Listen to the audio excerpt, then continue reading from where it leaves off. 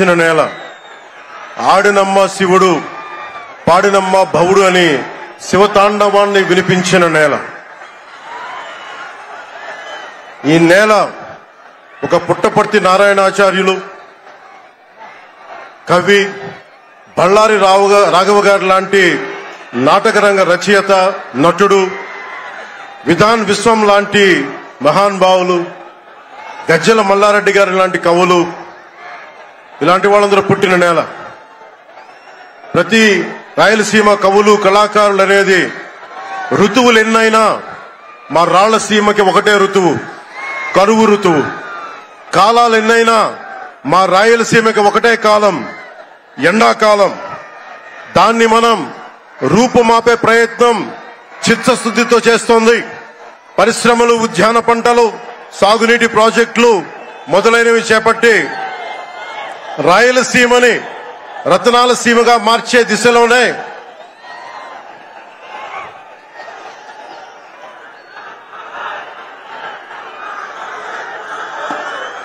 ఈ రోజున మేమందరం గౌరవ ముఖ్యమంత్రి గారి చంద్రబాబు నాయుడు గారి నాయకత్వంలో మీ ముందుకున్నాం. ఈ సూపర్ 6 కార్యక్రమం ఇన్ని వేల కోట్లు ఆర్థిక ఇబ్బందులుండి వీటన్నిటినీ ముందుకు తీసుకురాగలుగుతున్నామంటే మీ భవిష్యత్తు కోసం, యువత భవిష్యత్తు కోసం, మహిళల భవిష్యత్తు కోసం. ప్రతి ఆంధ్రప్రదేశ్ లో ఉన్న ప్రతి ఒక్కరూ బాగుండాలి, మీరు ఆనందంగా ఉండాలి. మీరే అన్నారు, ఆ రోజు మేము అడిగాం, రాష్ట్రం బాగుండాలి, యద్భావం తద్భవతి. మీరు ఎలా ఆలోచించారో మేమందరం కలిసికట్టుగా పార్టీలు వేరైనప్పటికీ రాష్ట్ర హితువు, రాష్ట్ర మనం శ్రేయస్సును దృష్టిలో పెట్టుకొని ఈ రోజున మీ ముందుకొచ్చి ఇంత ఘన విజయంగా, ఇంత దిగ్విజయంతో ఈ సూపర్ 6 కార్యక్రమాన్ని మీ ముందుకు తీసుకొచ్చాం. దీని సూపర్ 6 కార్యక్రమానికి సంబంధించి భవిష్యత్తు రాయలసీమ వెనుకబాటుతనం గురించి, దానికి నీటి సౌకర్యాల గురించి, పారిశ్రామిక గురించి గౌరవ ముఖ్యమంత్రి గారు మాట్లాడతారు. నేను చెప్పదలుచుకున్నది ఒకటి, ఆరోగ్య బీమా పథకం సాకారం కాబోతుంది. ఒక్కొక్క పథకం ద్వారా ఒక్కొక్క కుటుంబానికి 25 లక్షల ఆరోగ్య బీమా వర్తిస్తుంది.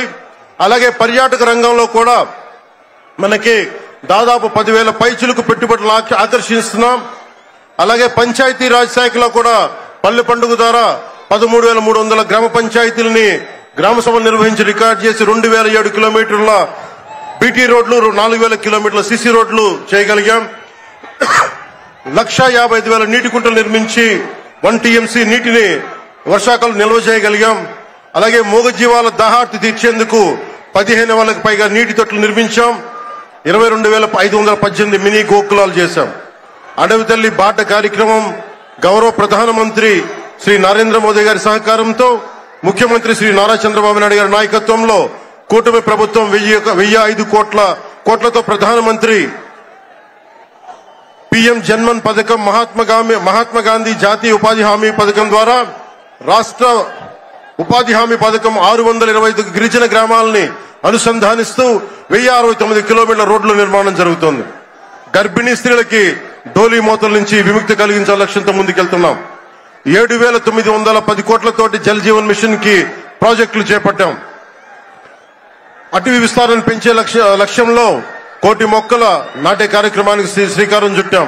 కర్ణాటక ప్రభుత్వానికి నుంచి సహకారంతో 4 కుంకి ఏనుగులను తీసుకొచ్చాం. అలాగే శాంతి భద్రతల పరిరక్షణ వ్యవహారంలో భేదాలు చూడకుండా ముందుకు వెళ్తామని శాసనసభ సాక్షిగా గౌరవ ముఖ్యమంత్రి శ్రీ నారా చంద్రబాబు నాయుడు గారు స్పష్టం చేశాం. నేను అదే మాట చెప్పాను, ఆ మాట కట్టుబడే ముందుకు వెళ్తున్నాం. శాంతి భద్రతలకు ఎలాంటి ఆటంకం కలగకుండా ఉన్నప్పుడే రాష్ట్రంలో పెట్టుబడులు, పరిశ్రమలు వచ్చి యువతకి ఉపాధి, ఉద్యోగ అవకాశాలు లభిస్తాయి. ముఖ్యంగా మన రాయలసీమ యువతకి మీరు ఉపాధి అవకాశాలకు వేరే రాష్ట్రాలకు వెళ్లకుండా మన అనంతపురంలో, మన కర్నూలు, మన కడప, మన చిత్తూరు జిల్లాల్లో మొత్తం ఉపాధి అవకాశం పక్క రాష్ట్రాల నుంచి మనకు వచ్చేలాగా పారిశ్రామికరణ జరగాల దిశగా గౌరవ ముఖ్యమంత్రి నారా చంద్రబాబు నాయుడు గారు ఆధ్వర్యంలో, ఆయన నాయకత్వంలో ముందుకు తీసుకెళ్తున్నాం. కూటమి ప్రభుత్వం ప్రతి అడుగులోనూ త్రికరణ శుద్ధితో పనిచేస్తుంది. గౌరవ ప్రధానమంత్రి శ్రీ నరేంద్ర మోదీ గారి వికసిత్ భారత్ విజన్ దిశగా గౌరవ ముఖ్యమంత్రి శ్రీ నారా చంద్రబాబు నాయుడు గారి నాయకత్వంలోని కూటమి ప్రభుత్వం ముందుకు సాగుతూ 2047 నాటికి ఆంధ్రప్రదేశ్ ని దేశంలో నెంబర్ 1 రాష్ట్రంగా తీర్చిదిద్దుతామని మీ అందరికీ తెలియజేసుకుంటూ జై భారత్ జై హింద్.